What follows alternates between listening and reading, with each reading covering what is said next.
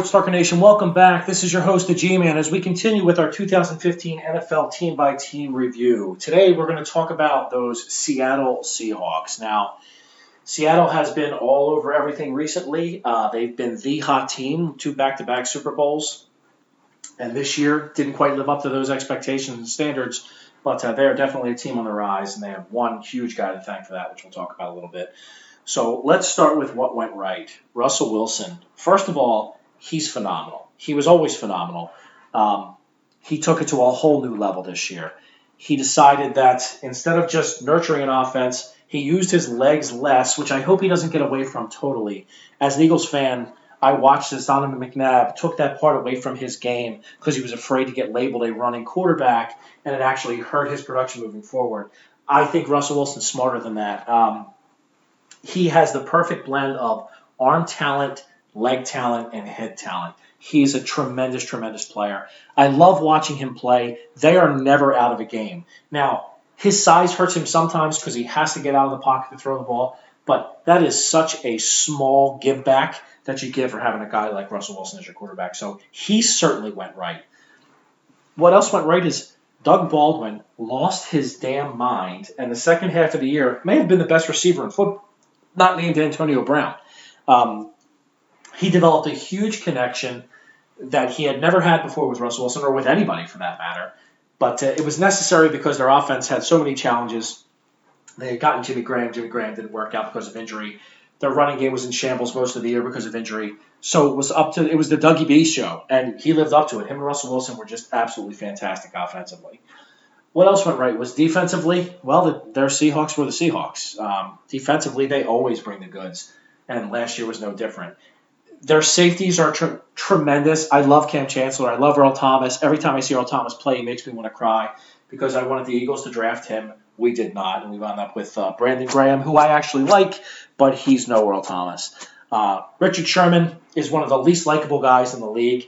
I think he is a race baiter. I think he stirs trouble even if he has no belief in what he's actually stirring about. But that all said, he's an excellent football player.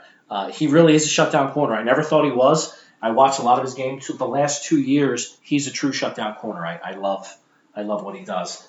Their defensive front provides pressure. They have a lot of unlikable guys. They have Clark from Michigan, who's a domestic abuser. They had Irvin out of West Virginia, who had all kind of law problems. Pete Carroll definitely lets the inmate run the asylum there, but defensively, they're as good as it gets. I love watching them play. They play an aggressive brand of football. I do see some cracks in the armor, so what didn't go well? Well, a lot of injuries and a lot of attitude and a lot of lack of interest. I think Marshawn Lynch, aside from being hurt, he didn't show any desire to come back. I think he liked that paycheck. I think he was pissed off about not getting the ball in the Super Bowl to win the Super Bowl. I think he stayed out a lot longer than he should have. I think he could have played. Now, I'm not a doctor. I'm not in the guy's body, so I get it. It's tough for me to make that call. But if you listen to the rumblings around the league, his teammates kind of felt the same way that I do. So I think Lynch was a bit of a malingerer. I don't think he'll be back. They had some other injury problems. Rawls stepped in and was an immediate find as a running back. Of course, he got hurt immediately as well. Jimmy Graham never really looked like a fit anyway, but just as he was starting to kind of come into his own, he got hurt. From a defensive perspective, they got dinged. Chancellor didn't start off the year well because he had held out for so long. And these are all the negatives that I'm saying didn't go well. And then you look up at the scoreboard and you saw what their record was, right? So they still are a premium team with a chance to have premium success. As much as I don't like Carroll personally, I think he knows how to put guys in position to succeed. And with a guy like Russell Wilson, you always have a chance. So I think if they'll have to draft a running back or hope that Rawls comes back and is 100% healthy, I don't think you need to draft a running back early, as they proved with Rawls. If you draft a supplemental guy in the 4th+ round, I think you can still be successful. They get Jimmy Graham back. They draft a second wide receiver to go with Baldwin. They have a lot of Ricardo Lockett's and guys like that. And they have the young kid, Tyler Lockett, who is an excellent slot guy and return man, but he can't be an every down outside receiver in the NFL. So you draft an outside receiver. You draft a little bit more depth for your linebackers who are good but weren't the top part of that defense. And I think this team is right there because you ride Russell Wilson and you ride it for as long as you can.